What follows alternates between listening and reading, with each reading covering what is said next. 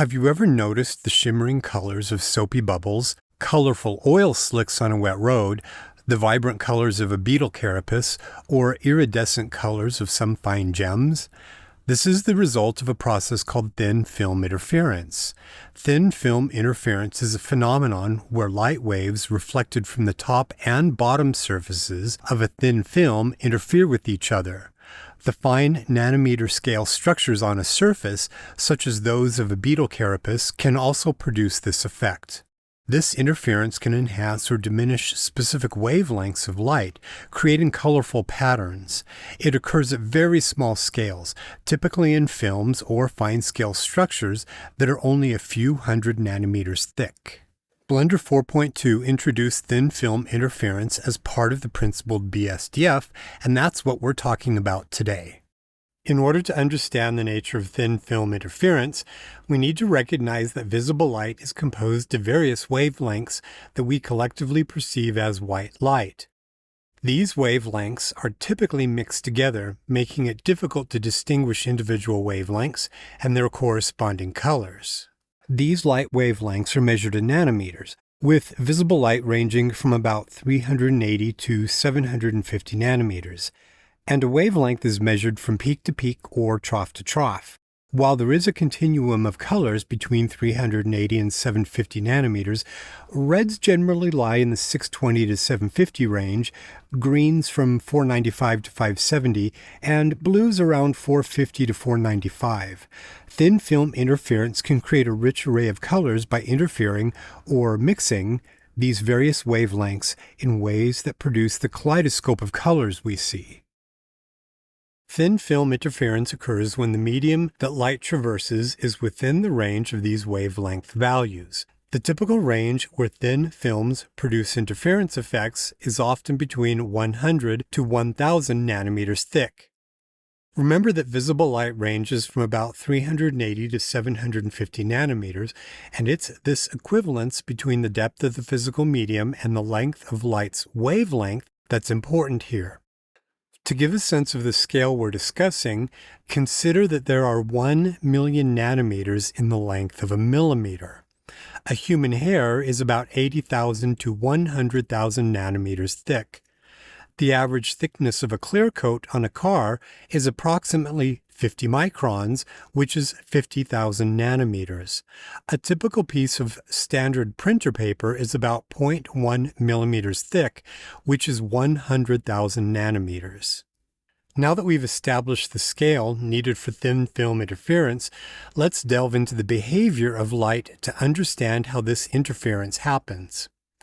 To lay the foundation for the next section, we'll discuss constructive and destructive interference. Keep these concepts in mind as we explore the fundamentals of light behavior. Imagine a soap bubble. It has air on either side of a very thin soapy layer called a medium. The air has an index of refraction of nearly 1.0, while the soapy water has an IOR of 1.33, making it denser than the air. When a light ray, which we'll call the incident ray, passes through the air and hits the soapy bubble, it splits. Some of the light reflects off the bubble, and some refracts into the bubble medium. The reflection is the really critical part. Typically, in ray tracing, we don't focus on the light's wavelengths or phase. But for thin film interference, this becomes necessary. Light is composed of waves, with the phase being peak, trough, then peak again. The phase can also be inverted, becoming trough, peak, trough. When light reflects off a surface denser than the medium it's traveling through, the wave inverts. Peaks become troughs and vice versa. This phase inversion occurs because the air's index of refraction is 1.0, while the soapy water's IOR is 1.33. So, part of the light reflects and part refracts, passing into the bubble's thickness. When the refracted component of the incident ray travels through this thickness, it reaches the next interface, the bottom boundary of the soapy water and the air inside the bubble. At this second interface, the light again both reflects and refracts, with some of the light passing into the air inside the bubble. We're not concerned with the light passing into the interior of the bubble, but we're very interested in the second reflection of light off the bottom soapy water boundary interface. When this reflection occurs, it bounces back up and then refracts back out of the bubble's top boundary. However, the phase does not change here. When light reflects off an interface where the medium it's currently inside of is denser than the outer medium, no phase change occurs. This is where the interference begins. The light that reflected off the top of the soapy bubble and the light that reflected off the bottom boundary interact with each other. However, they're now out of phase. Additionally, the light that traveled through the soapy bubble medium covered a longer distance, which can further amplify the mismatch of the two reflected waveforms.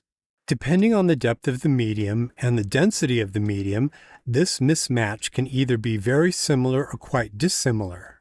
If the waveforms of the light are very similar, meaning the peaks match the peaks and the valleys match the valleys, we call this constructive interference. This tends to amplify the wavelengths, enhancing the color associated with it. Conversely, if the waves are quite mismatched, the two waves can effectively cancel each other out, diminishing the colors associated with those wavelengths. Thus, we see colors emerging from what was just initially white light. Waves that are somewhat mismatched can mix in a way that causes new colors to appear, which are a mixture of the two wavelengths. It's important to reiterate that this is all happening at very small scales, where the wave patterns of the light rays are able to interact with each other in either constructive or destructive ways, disrupting the neutral white light in ways that give rise to the color we see in thin film interference. Let's go ahead and set up some simple soap bubbles. I've got a start file right here. My scene setup is using metric, and my target scene collection is set. Shift and A, and we will add a UV sphere. Let's go ahead and make it 20 centimeters. And then let's go ahead and add a subdivision modifier to that. And we need to enable shade smooth. So those are the basic setups. I've already got the camera in the location that we want. I think it's a little bit big, so I'm going to press S and scale that down just a little bit. Now, if I come over to the camera, we can see that in the view, and the next thing that we want to do is set up a material for it. So click New, and we'll call this Soap Bubble. The thing that you want to think about first off is the fact that this is going to be a solid if we leave the index of refraction at 1. We want to leave the base color at 1, which will just create a transparent material. But if we leave the index of refraction at 1.5 and turn transmission on, it'll create a solid piece of glass, essentially, if you want to think about it that way. So first step is to take the IOR and set it to 1. Let's also go ahead and take our roughness almost all the way down to 0. The roughness will affect the appearance of the thin film reflections. So the two things are tied in together. The next thing that we do is we come down to transmission, and let's set transmission all the way up so it's completely transparent. And then finally, we just come down to thin film and we set the default value of 500 nanometers. It's right in the middle of the range. And this is the value that you can think of as just your best starting point. Remember, this is the thickness of the thin film. The index of refraction is for the medium. So if it's the soapy water that's making up the medium, then 1.33 is a really good value. The higher you increase this value, let's say we take it up to 1.5 and then 1.7, it's going to increase the refraction, and that will tend to increase the intensity of the thin film effect. I've got a single area light currently set for the scene. So let's go ahead and take a look at this. We don't see a lot. I mean, we can certainly see that something is interesting going on with the color, but we don't have a lot of environment at this point. This is where it would be good to maybe turn on an HDRI. So let's come over here to World. And in fact, let's switch over to shading. And we can see I already have World enabled, and we have a basic white color. Now, if we turn on the background to 1 and we look at it, we see just a hint, but the white of the background is overwhelming everything. So let's just pause rendering. Make sure you have Node Wrangler turned on and press Shift and W, and then do an Add Texture Setup. And this is where we're going to come over and we will open a world HDRI type of environment. And I happen to have one here that I think worked pretty well. Click Open.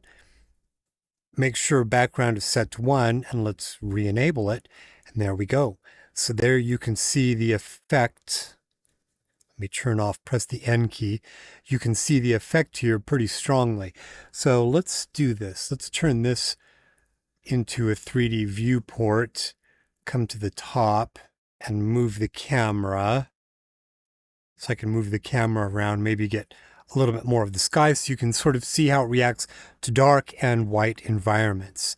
So let's do this. Let's come over and duplicate a couple of these. So Shift and D, I'm going to pull one right there. S, maybe I'll reduce that one a little bit, and I'll move this one up, and then we'll do another one. Shift and D, and I'll just put that one kind of in the background. Move that up just a little bit, just so we have something a little bit more interesting to test and work with. I'm going to close this pane over here. Let's join areas. Okay, now I want to move the camera just a little bit closer so that we can see those soap bubbles a little bit better. We want to kind of make the soap bubbles a little bit more interesting. And I'm going to show you a node that you really need to use if you're going to do any kind of texture control for controlling the thin film. So the first thing that we want to do is let's switch back over here to Object, and let's select one of the bubbles. And we want to come down and look here again at the thickness for the thin film, and it has 500 nanometers. So we'll keep that in the back of our mind. And I want to press Shift and A. Let's come down to Texture, and we'll just use a basic noise texture. It's always a really good starting point. Let's switch the viewport over here to viewport shading, which will allow us to see what the texture is going to look like first. So let's take the noise texture, press Shift and Control and click, and then we can see what the texture is doing. Let's go ahead and reconfigure the screen so we can see the nodes a little bit better. And let's come down here, take a look at this. What I would like to do is maybe reconfigure this so we have more contrast. So I'm going to switch over and we can play with the different settings. And I like this. I like Ridge Multifactorial because there's a large range of values here. So the range of values goes from black up to white, or 0 to 1, as a way of thinking about that. But again, the value that we need to reference is 500 nanometers. But again, if you, at the beginning of the tutorial, I said that typically these thin film effects go from, 200 up to 1,000 nanometers, somewhere in there. So we need to somehow tell those values to match up into that range. So press Shift and A, come up to Convert, and then we come down to the Map Range node. Let me expand this out just a little bit. So we'll take factor and we're going to drive this into value. This is the input data. So the way that this works is there's a from min and a from max. This from min we think of as the black values, the darkest values that this node can generate. And then max is the highest values that it can generate, which again are 0 to 1, which are the default values. So we need to come over here and we say, well, we really need a nanometer value that's at the low range of what you're probably going to see for a thin film. And that's really in practice about 200. So 200 nanometers, and the max value, again, I mentioned 1,000, but I found in practice, you really want something about 800. So 200 nanometers to 800 nanometers. And then we come over here and we take results and we match that up to thickness. Then we need to come over here and we need to connect this back up to surface, and we turn on ray tracing, and there you go. So you can see how that is controlling very subtle thicknesses, and it's those subtle degree of thicknesses that causes that thin film interference to vary across the surface. But let's say that we wanted to animate it. Like if you've ever seen photography of thin film interference on a soap bubble, that soapiness is kind of shifting around and moving around. Let's say that we wanted to sort of replicate that. I'm going to come up here and convert this into a timeline. Let's make room for that. And N key, let's kind of zoom in over here. I'm going to take my entry point to frame 1. So the way that this works is, let's say that we want to animate parameters for the noise texture. You have to select this in order for the animation system to know that that's what you want to work with. And we're just going to animate one parameter. So the starting point of distortion 0 is actually pretty good. So what we do is we just press the I key, and that will plot a keyframe for those values. And then we come up to, let's say, 600, which is the top, or 596, whatever I happen to have right there. And we punch in the value that you want for that time point, hit return, and then press the I key again to plot a keyframe for it. And now we can scrub between, and it will animate that parameter over time. Now, let's come over here and take a look at these min-max values again. So we preset them to something that I wanted. But again, let's say that you're just starting out, and you know at the beginning of the tutorial I said that typically these values range between 100 and 1000 nanometers. So we would come in and we would punch in 100 to 1000. And you see it's not quite as stark. That large variation in values doesn't give us quite as something as interesting. So let's do this. Let's come back to 800 for the upper end values, and then we'll come back to the min, and let's go from 200 that I had previously used up to 300. So 300 to 800, and look at that. It gives us much more interesting values. So that's what I'm saying, is that typically in practice, I've found 300 to 800 is a really good starting reference range. So let's come back over here and take note of one final thing. I'll reconvert this back to a 3D viewport, and we'll move the camera around. Let's take the camera back here so we can kind of see these against a range of scene values with the HDRI in the background. And you're going to note that as I move it over into the brighter parts, the bubbles are a little bit more challenging to see, especially as I get it way over here over this bright part. And so this is something you're going to note, is that depending on the environment that you're in, these effects can appear pretty subtle. On darker backgrounds, they're going to appear stronger. So if you have a non-transparent object, like a white type of material, that you want to have sort of an opalescence on, these thin film effects are going to be much more subtle. In this next example, we're going to take a look at another type of material that you might encounter, one that we would think of more as being iridescent. Another term you might see is opalescence. So we have this sort of fancy soap dispenser, and that's what we're going to look at now. So I've got a start file that already has light set up. It's an HDRI image, and I have the material already assigned, but it's just a default Principled BSDF. So if we take a look at this in render mode, we can see it's just a really basic material. In fact, let me zoom in a little bit so we can see that as it progresses. So the first thing that I want to do is come over to the base color. And I've found through practice that it's best to darken it a little bit when you start adding thin film interference, and we're going to be adding subsurface scattering to this also. So I'm going to take this down to 0.285, and that'll darken it just a little bit. In fact, I need to assign that material to the back one.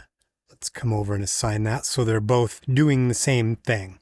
Now, I want to take the roughness down, so I'm going to take it down to 0.1, because remember, the roughness affects the glossy reflections, but they also equally affect the thin film interference reflections.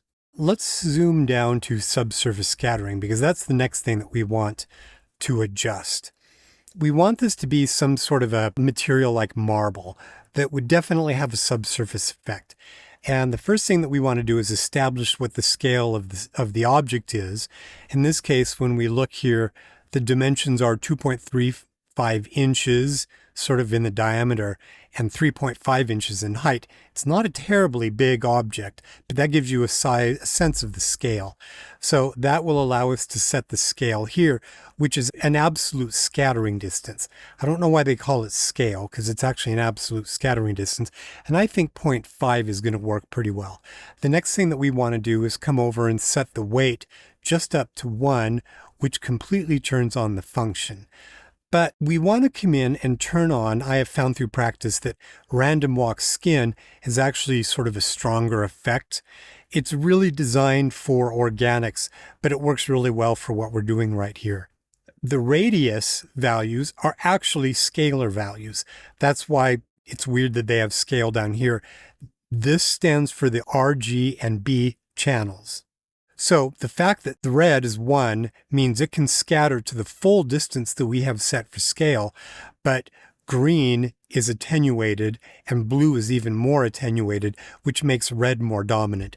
But for what we want to do, we don't want it to look like skin. We just want to set each value to 1.0, which gives it a nice sort of a marble appearance. So I think that will work as far as setting the subsurface component. So let's come down now to the bottom where we have thin film interference.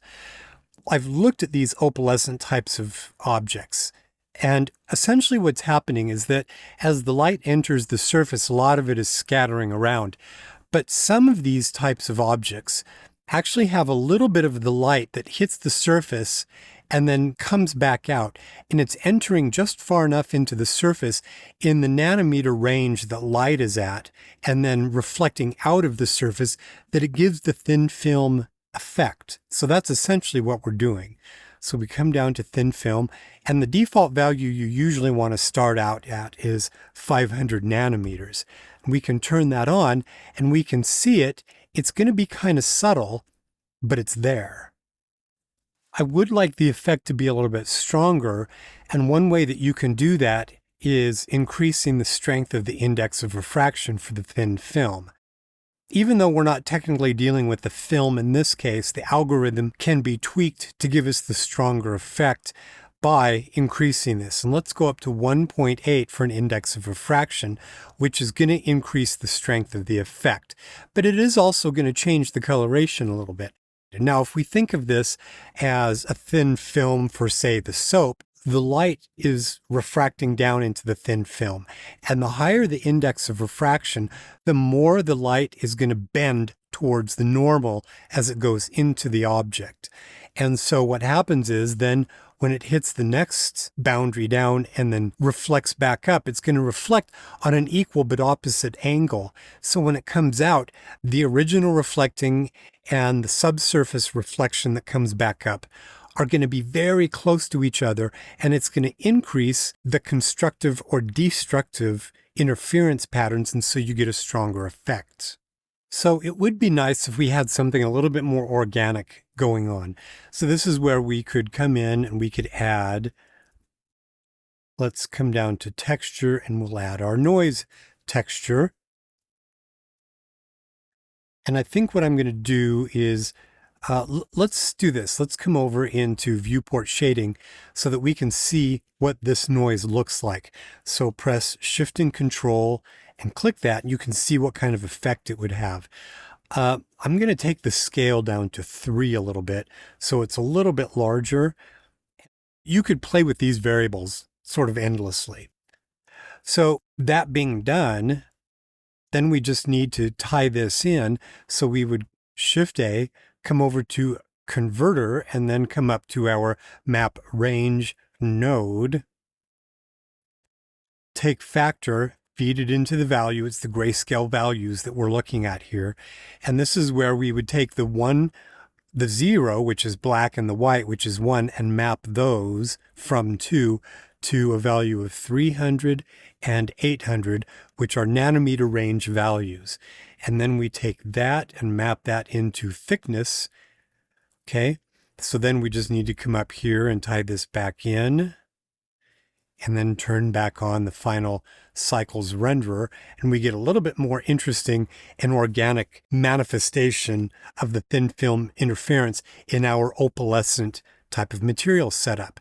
So there you go. That wasn't too difficult. Thin film interference isn't supported when in metallic mode for technical reasons I don't understand. That may change in the future. However, I'm about to show you an off-label method for generating a metal material in the Principled BSDF that does work with thin film interference, but consider it experimental. I can't guarantee it's always going to give you the results that you want, but it's worth a try. To achieve this, we utilize an atypical index of refraction behavior. Typically, the index of refraction ranges from 1.2 to about 3.0, with common values being 1.33, 1.5, and up to 2.41, which is for diamonds. When the IOR is set to these values, the low incidence areas of a model, relative to the viewer, have low reflection values. The glancing angle values always go up to 100% for perfectly glossy materials. Metals are characterized by generally uniform, high reflection levels across their surface. By using this atypical IOR functionality with much higher values in the 50 to 70 range, we can drive up low incidence values into metallic ranges. This allows us to create metals without using the metallic slider mode. We then use the specular tint parameter to give the surface the desired color. This high IOR level causes the Fresnel curve to become nearly uniform with a high reflection level across the surface. This means the low incidence and high incidence areas are more uniformly consistent.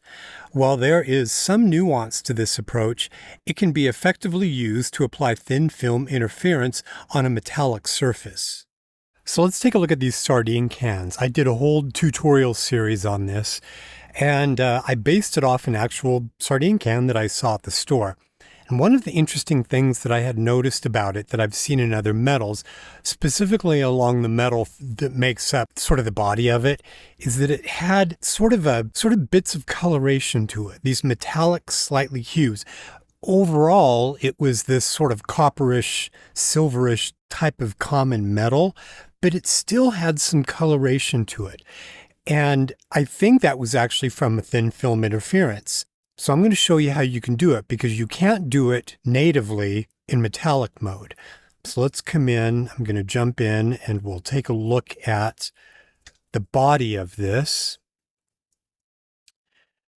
So we have the Principled BSDF, and I have just a basic kind of a gray color, and we're in metallic mode. And when you're in metallic mode, the index of refraction doesn't do anything. And then when we come down to the specular channel, we see we're in multi-scatter mode, which we should be, and the IOR level is at 0.5. Again, in metallic mode, it's not going to have any effect, but the tint mode becomes very useful. So the way that we go about this is by taking this out of metallic mode, and we take the index of refraction and we take it to a relatively high value like 60. So we're used to having the index of refraction be something like 1.3 or 1.5 or 1.6 that makes small adjustments on the low end of the Fresnel curve. But when you do this, it basically normalizes and compresses the Fresnel curve to be uniform, making a metallic type of surface. So then we take the base color and we drag this over into tint. But the crucial part here is that you want to take base color and set it to black, because all of the reflectivity is now going to be happening at what we would think of as the glossy level of the material. So all the heavy lifting visually is going to be happening down here. So then we need to come in and configure the thin film interference.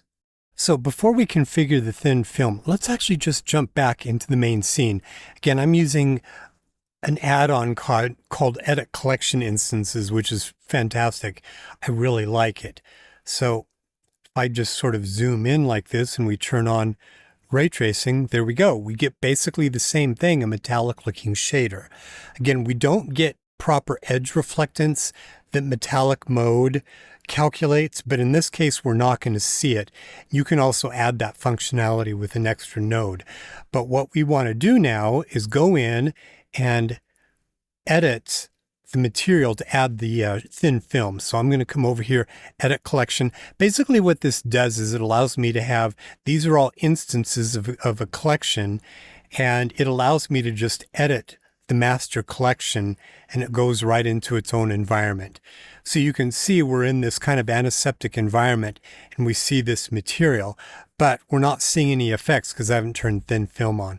So let's just come in here and turn on it by specifying 500 nanometers, and then you can suddenly see that in metallic mode, we're getting thin film effects. It's not super interesting here in this view, but let's say we come in here and change the index of refraction to make it a little bit stronger, and you can see how that changes the characteristic and sort of intensity of it. It looks different. The characteristic is a bit different, but we're getting the thin film effect.